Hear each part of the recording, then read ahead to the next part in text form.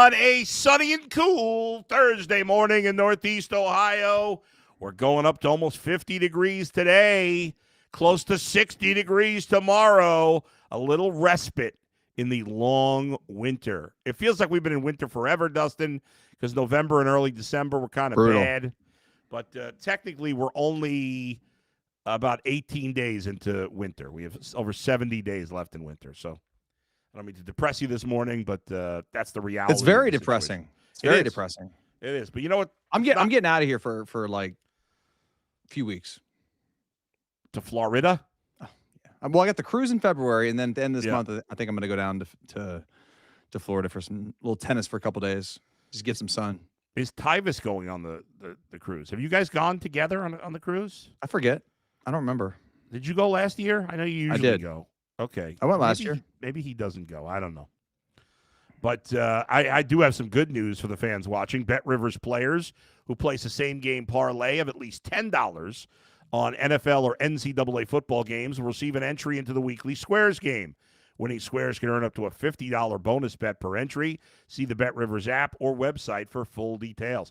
You know, you mentioned if you're a big football fan, which I'm sure everybody watching is a big football fan, the next 5 days, and we'll get into the college football later, but, well, we'll get to all of it because let's pick all the games.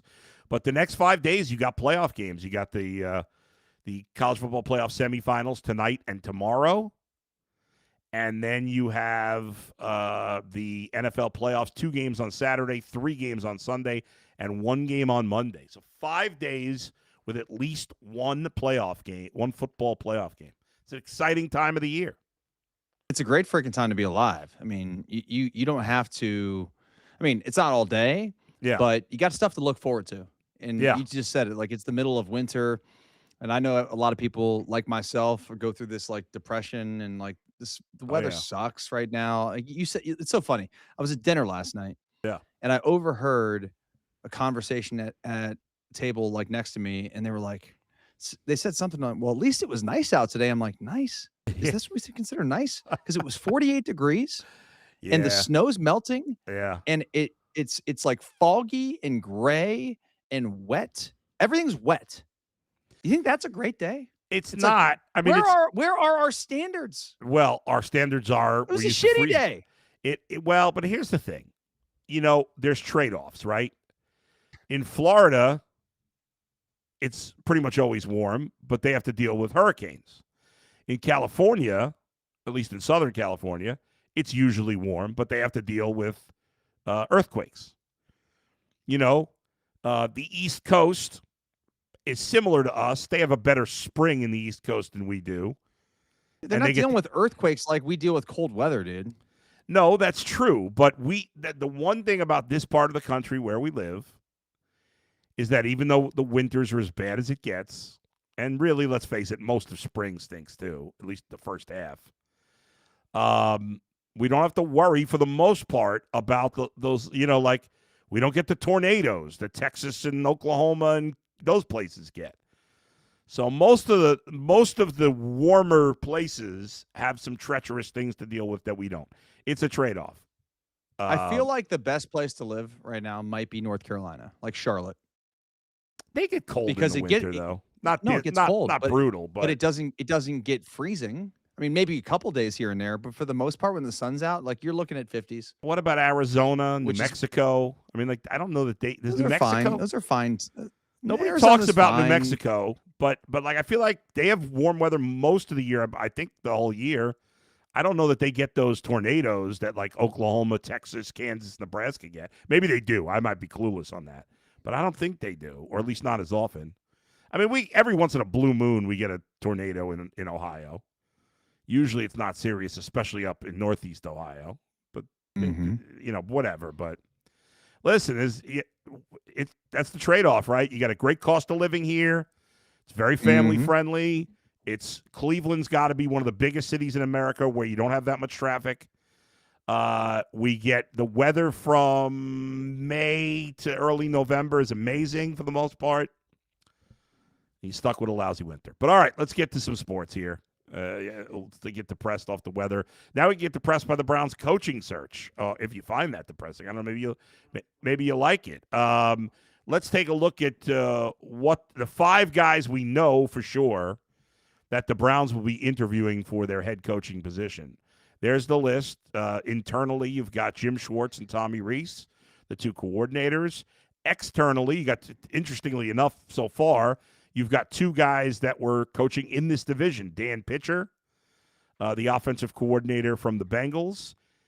Todd Monken, the offensive coordinator from the Ravens. And then Aiden Dirty, the defensive coordinator from Seattle. Now, worth noting that Dan Pitcher and Aiden Dirty, respectively, did not call plays for their teams. The head coach of those teams called those plays on offense and defense. Todd Monken did call plays for Baltimore. I personally, Dustin, when I look at this list, of these 5, I think the most legitimate candidate is Jim Schwartz. What say you?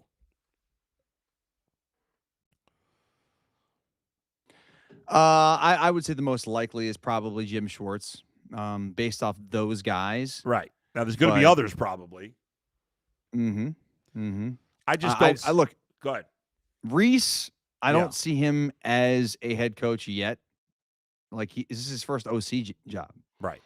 In the league. And Pitcher, I don't know enough about. You follow the Bengals, like you can tell me. He's very highly thought of around the league, and he's been with the Bengals for a long time. He's a unique coaching candidate, kind of like Dirty. Also, they both have some front office experience as well. And obviously Pitcher's worked with Joe Burrow for a long time, and they have a good relationship. My guess is Dirty and Pitcher end up being guys that maybe the Browns look at as coordinators, depending on who they hire. Because if you're a pitcher, if the Browns hire, let's say Jim Schwartz is the head coach, and so Tommy Rees decides to leave. Well, maybe Jim Schwartz, you offer Dan Pitcher the OC job, and he's like, well, yeah, I'm going to leave the Bengals for the Browns because with the Browns I get to call plays, and with the Bengals I don't. And the same thing with Dirty with if they hire an offensive coach. I'm just speculating, but obviously Jim Schwartz is the only guy on that list that's been a head coach in the NFL. And he's been in the organization, and he's run their strength of the team on defense. So if I had to choose a coach from that list, my choice would be Jim Schwartz. Yeah, I would agree with you. I mean, the Dirty guy is interesting because there's just a lot of unknown about him, but people that have been around him, have just been saying this guy's going to be a star.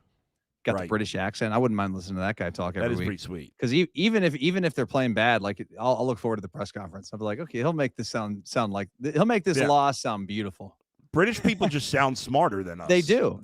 You know what? They probably not in their country. Yeah. But over here, they get away with everything. Oh yeah. Get away with everything. Yeah. You just trust him. Yeah, he's like, British. How can how can we go wrong? Guy. Yeah. Absolutely. Until he steals your credit card. Right. Like like you said that, and I'm like, no way. A British guy gonna steal my credit card? That's not gonna happen. No rights, exactly. Right? No way, no chance. Obviously, that's certainly could happen, but I wouldn't believe it'd be shocking if a British guy stole my credit card. For whatever reason, that's silly. In terms of the other guys out there, there was Adam Schefter of ESPN put out a tweet, I believe late last night or early this morning, and he said that John Harbaugh would not do any coaching interviews until next week. And assuming you know why that is. It's very simple. Why is that? You think maybe Green Bay fires their coach? No, who is it? Why? Buffalo Bills. What if they somehow lost in the first round? You think if they lose to the Jaguars on Sunday, I think McDermott goes. Interesting. And I think that Harbaugh takes that job. I mean, I don't. Yeah, well, I mean, if I'm Harbaugh, that's a no-brainer. I'm going there, dude. You get to go coach the MVP. Yeah, you go from MVP to MVP. Yeah, that's true. I don't know. I wish the Bengals would fire Zach Taylor right now and hire him. And I got to tell you, yeah, And I like Sean. Sean was my coach for a year in Philadelphia as well. But I don't know that it's one of those deals. Like, I think McDermott's a good coach. I think he's very in a similar situation as Stefanski. It's like maybe it's time for a change. And if this doesn't happen this year with this, like if you go lose to Jacksonville, because dude, it feels like this is the year for Buffalo. All the pressure's off. Like Lamar's out of this thing. Mahomes is out of this thing. Who else do we have to deal with? I mean, you got to go play. Like for him to get to the AFC title game, he's got to beat Lawrence and he's got to beat Bo Nix, and he beat Bo Nix last year. But I say CJ Stroud. I mean, the Texans look pretty solid. You think the Texans are going to win that game? I would bet against it, but I'm not going to count them out. I mean, they're a good team. Drake May, obviously, the Patriots. A lot of people feel they're a product of a very favorable schedule, but still. But it's wide open. The Bills should win the AFC.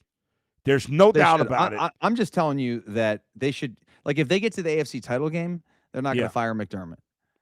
But if they don't get through this week, you got a Jacksonville team, dude, that won 13 damn games this year with a new head coach, and they look like they're clicking. And Trevor Lawrence looks like he could be the best player in football right now. He's playing great. Awesome. Yeah, I mean, he's healthy. Right. He's healthy, Adam. But they still got to win this game. I mean, the Bills got to win this game. I know they're on the road. They're favored on the road. There's never been more pressure, I think, on a number 6 seed on the road in a wild card round. Ever. I think the Bills have more pressure than any team in the playoffs. 100%. Yeah. 100%. Not just the AFC. I mean, across the board. There's just all these things that, and I followed like a million Bills accounts and stuff. And it's like, it's this magical season. You remember when the Cavs won in 2016, I kept saying it's a movie. It's a movie. Yeah. I mean, the Bills fans are feeling like that because they just shut down the stadium last game. Yep. And it's like, this is it, man. Ralph Wilson, we're going to go win it for Ralph. The path is clear. Yeah. And then you got to deal with sunshine in round 1. That's right. And Josh Allen's 3 biggest rivals, Mahomes, Jackson, Burrow, all out of the playoffs. I mean, out of the that's playoffs. it. So it's there for them. Now they're going to have to go do it on the road. Mm-hmm. But that shouldn't. Bills fans will travel. I bet you'll be a ton of Bills fans at this game, right? In Jacksonville. I thought about going. You should. Nah, I got stuff to do.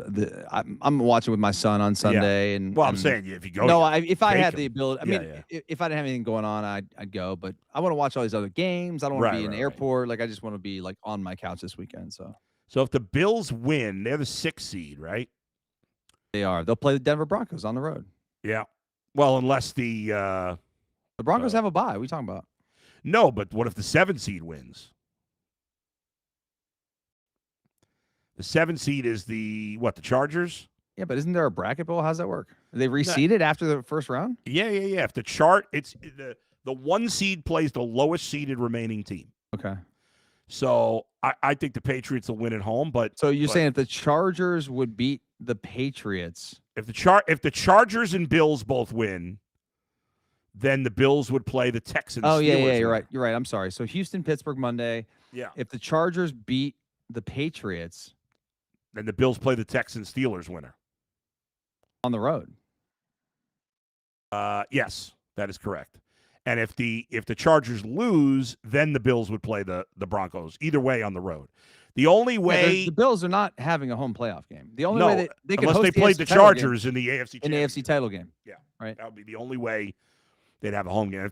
Which is not that crazy. Not that crazy that those two could play in the AFC Championship not game? Not at all. I don't think it's crazy. No. I mean, I'm looking at the Chargers New England game. The spread's 3.5. Yeah. Tell me that the Chargers couldn't win that? Of course they could. Yeah, 100%. The AFC is wide open. What would shock? I mean, like, I expect the Bills to win, but would it shock you if Jacksonville won the game? No, I'm telling you, I'm scared of this game this weekend. Yeah. Would any you know what? Let's look at the full NFL schedule. The only thing that would surprise me this weekend, really surprise me, would be if the Panthers beat the Rams. That's it. Yeah, the Rams are a huge favorite. They're an 11-point favorite. Man, they're an 11-point. Has a team? I wonder if a team has ever been this big a favorite on the road in the playoffs. What do you think? It is the largest ever. Largest ever. Rams, the biggest road favorite ever in the history of the NFL playoffs. You give the Panthers any chance of winning this game. They could cover, but I don't think they got any shot. Almost no shot of winning this. I'd be shocked. Would you be surprised if the Steelers beat the Texans? Probably not, right? Steelers could win that game. Yeah. All the other games. They're at home. Yeah. Okay. It's for whatever it's worth. This is if Rodgers loses the game. Yeah. It's probably his last game in the NFL. It could be. So I just feel like, I don't know, man. Yeah. I don't love Rodgers, but I don't hate Rodgers. I certainly respect his football career and the fact he's played this long and he's 40 years old and he's in the playoffs and he's taken the Steelers to the playoffs again. Yeah. With like not a lot of dudes. They got some guys, but it's not the Steelers of old. Right. And their defense isn't the Steelers of old. Watt's been hurt. I mean, I don't know. I could see them making a little run here. I'd be surprised. I wouldn't be surprised if they beat Houston, although I'm picking Houston. If they won, then they'd either play the Bills or they could play the Bills, they could play the Jags, they could play who's the 2 seed? The 2 seed is the Patriots. Yeah. So the Steelers are the 4 seed. So yeah, they could end up playing. We'll see, but let me tell you right now who I like to win these games. Yeah, go ahead. Let's do it. I'm just gonna run through it right now. All right, go ahead. Rams. I'm not gonna talk spreads. Just gonna win. Rams are gonna win. Agreed. Packers are gonna win. Bills are gonna win. Yeah. Niners are gonna win. I like the Niners too. Patriots are gonna win. And the Steelers are gonna win. All right, I'm with you. Okay. Mine, obviously the Rams. That's a no-brainer. Rams are going to win the Super Bowl, in my opinion. You think so? I mean, Matthew Stafford is the MVP this year, isn't he? I love that. I've always, that I've loved Matthew Stafford for a long time. He's had he was going to be done Hall of Fame career, and honestly, this is the best year of his career. Yeah, he's been amazing. I saw a video the other day that ESPN put out. It was like one of those mic'd up things from the game last week. Yeah. So good. He's in the huddle, and you can hear he's getting the play call in from McVay. Yeah. And he says the play to the guys, and he's like, all right. He looks over to the side. He's like, I got it. Yeah. And he's looking at his guys. He's like, oh my God, he's still talking. He's like, will you shut up, McVay? He's like, he's still talking. He's like, can you believe this? He's still talking. And the guys were laughing, and then he's like, screw, I got this. He's like, can you just go do this, run this little in route, and then it was just fun. That's awesome. Yeah, that is awesome. All right, I want to believe in the Bears, but I saw some stat about how the Bears, from an analytics standpoint, have been not the good. luckiest team. Been this lucky. Year. Yeah. Ultimately, I'm picking the Packers too. I'm with you on the Rams, with you on the Packers, with you on the Bills, with you on the Niners. I think the Texans are going to beat the Steelers. I'm against you on that one. The Chargers-Patriots, to me, is the hardest pick because I could definitely see. I think the Patriots are a bit of a fraud. Although I love Vrabel, but I love Vrabel and Harbaugh. Like you're talking about two of the better coaches in the league. Can you get a better coach matchup for the first round? Come on. No. That's pretty. I'm going to go with the upset with the Chargers. That's the game I'm least sure about. I would say this, and I don't know the health status of Herbert in that hand, but he's been playing through it, and he's looked fine. Right. But he's the better quarterback right now. Sure. Than Drake May. Yeah. Not by a lot. No. Not by a lot. And he's never won a playoff game. True. He's got a little pressure on him, too. Didn't they have that huge lead against Jacksonville 2 years ago? That one. Yeah. And then I think last year against the Texans. Right. They were terrible. Terrible in that game. And I think they missed a couple of kicks. They've got a kicker situation that hasn't been great. Yeah. This year. Anyway, I could see the Chargers win that game. Yeah. I'm not picking it, but I can see it. Yeah. Okay. So there you go. Those are the NFL picks. We might as well, since we're picking games here, pick the college football playoff games. Sure. So what do you got? So let's start with tonight's game. Miami and Ole Miss. Here's my breakdown of tonight's game. Yeah. I think I want to bet on Ole Miss to win the game, but I'm not going to take the money line. I'll take the 3.5 with Ole Miss. Right. Dude, they've scored over 35 points in like 6 straight games. I know that Miami's defense has looked really good. Right. But they have not seen a quarterback like Trinidad Chambliss in this offense and how they played in big moments. I mean, and what this dude has done in the SEC this year is remarkable, from Division II Ferris State to the national stage. Won a national championship last year at Division II. Can you imagine if he transfers up to FBS and wins the Natty? Yeah. Like, what a story. It's unbelievable. Why is this guy not getting talked about in terms of the draft, Chambliss? I mean, he is. I think he's got another year. But he doesn't have to, does he? No, but I think he may come back. And you got to remember, these dudes make NIL money. Like, he's not going to be the top guy. Yeah. But he's going to be an NFL quarterback for sure. He's not big. He's listed at 6'1", 200. No, Jalen Hurts isn't big either. But who isn't? Jalen Hurts isn't big. No, I hear you. And Baker Mayfield's not big. 21 touchdowns, 3 picks. Obviously very impressive. I also like the fact that there's a bit of like a revenge thing with Ole Miss versus Lane Kiffin. Oh, yeah, like they're almost playing better without him. Yeah, there's definitely something to that. Carson Beck has had to do nothing in the playoffs. That's true. And he probably will have to. I know Chambliss is a good runner. Like, what kind of – I haven't seen him play. Like, is he elite runner status or just, like, very good runner? Very good. Okay. Not Lamar. No. I mean, is anybody? I guess Michael Vick was. No, but I mean, that's the gold standard now. Is he close to Lamar? Is he even in the stratosphere? No, he's not. No, but no one really is. Like, is he Josh Allen? I mean, I know it's different body type. Josh Allen's a centaur. I'm trying to think of another comparison. Like, is he better? Is he going to be a better pro than Kyler Murray? I don't know.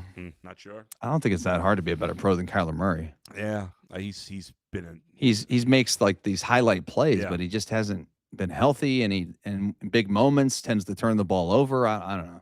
I think Carson Beck's gonna have some issues because the game, it's going to be a higher scoring game tonight. I think this is the one game that's going to be played probably in the high 20s to 30s. Right. And Carson Beck's going to have to make some plays.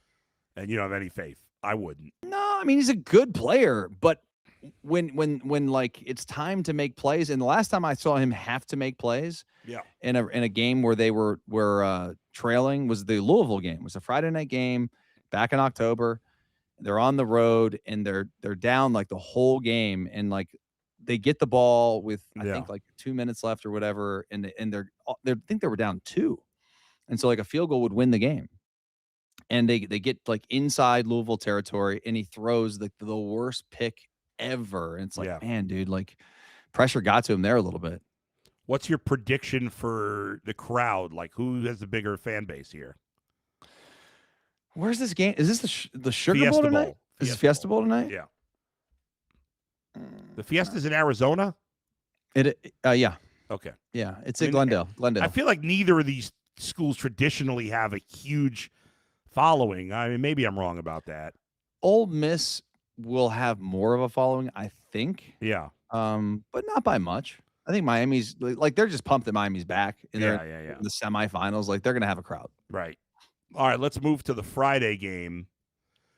This is the quarterback matchup, right?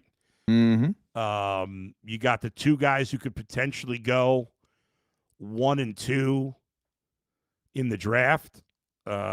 Fernando Mendoza and Dante the Indiana Moore. Hoosiers and Dante Moore. The Ducks are 13-1. The Hoosiers are 14-0. Obviously, Indiana is favored in this game. I shouldn't say obviously. I mean, they are favored, but not by a lot. Favored by 4, as you see there in the Peach Bowl. Where you leaning in this one? Ducks. You think they're going to win, or you just think they'll lose? The Ducks. Yeah. I think the Ducks are going to win, and here's why. Yeah, it's tough to beat a team twice in the same year. That's fair. And Oregon, I think they're starting to click. Their defense is playing lights out, as is Indiana's. And this is going to be a close game. None of these picks I have are going to be blowouts, I don't think. Right. Going to be tight ball games. Like fourth quarter games, I think they're going to be awesome. I cannot wait for these games. I think they're both going to be like instant classics. But I think Dante Moore's the more talented quarterback. I think he can make plays with his legs. Wow. He's more mobile than Mendoza. And I also think there's something about Dan Lanning and Cignetti. I mean, it's a great coach matchup. Like two hard asses, dude, that really just want to get after it. Right. And I don't know. I think there's a lot of confidence coming in from Oregon after what they did, and I just don't know how can we look at what Alabama, that performance Alabama put up against Indiana, like it was a dismantling. Like Indiana wasn't really even tested in that game. Whereas, true, but they were tested by the Buckeyes in the Big Ten, championship. They were. It's not like they haven't pushed it all, and they did beat Oregon. But you're right; it is tough to beat a team twice. Also, I have a hard time wrapping my head around, and this is just my 100% honest bias. Yeah, I have a hard time wrapping my head around the fact that Indiana could be a national champion in football. That would be the craziest thing ever. It would be incredible and good and great for that program and Cignetti and all that stuff. It's great, but I'm still biased. Until proven otherwise, I'm taking the Ducks. I think it feels like there's a good chance the winner of this game it wins it all. I mean, I think the spread in the Natty versus whoever wins this game will be favored in the Natty by 2 or 3. Okay. Yeah, I can't see it being much more than that. Right. And also, what if Ole Miss blows out Miami? Yeah, sure. And Indiana wins a squeaker. Right. That's fair. Here's the odds. You see the odds to win the national title as of right now. Mm-hmm. Here at Bet Rivers, Indiana plus 120, Miami plus 315, Oregon plus 325, Ole Miss plus 575. So there you have it. It's going to be an exciting next 5 days starting tonight of college football into the NFL. And then when do you think we'll hear something, by the way, on the Browns coaching search? Do you think they'll hire a coach in the next week? I doubt it. I mean, if they're smart, and you could very well argue they're not, they're going to want to at least talk to John Harbaugh, right? And if Harbaugh is not talking to anybody till next week, I think, the Browns probably, if they're realistic, and again, I don't know if they are like, well, there's no, we're probably unlikely to get Harbaugh because there's other options that are better. But Jimmy is not afraid to spend money. And maybe he makes him a financial offer that he can't refuse. You never know.